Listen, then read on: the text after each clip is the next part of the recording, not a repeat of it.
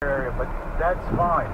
Don't put yourself in danger to try to get that cool pic. It's not worth it. Again, if you're in Walton County, fire and EMS services have been suspended. Is it worth being injured trying to get a cool picture to post on your Facebook or on your Twitter account and or live leak? Not worth it. Yeah, and don't do anything stupid, because then you're not only putting. Stay up with the live leak.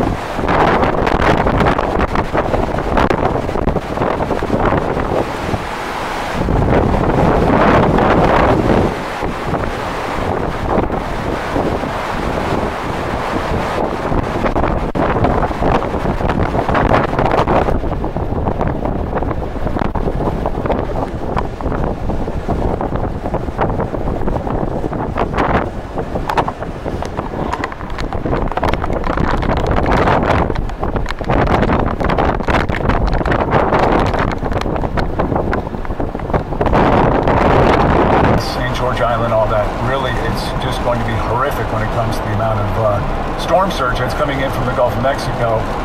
But also realize this, over in our area, Okaloosa and Walton counties, we're going to start to feel that wind now shifting from the east to the north.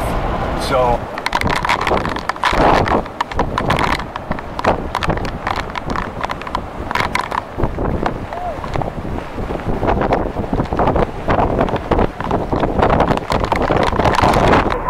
since this is going to become a major storm. It strengthened to a Category 4, but we were talking about 130 mile per hour winds on Monday. Now it has 150 mile per hour winds. This is a strong storm. It is nothing. It is something you want to take very, very seriously. Diane, I want to urge you to be very careful, especially as the winds pick up. With those trees behind you, they concern me a little bit. But just talk about what you're experiencing.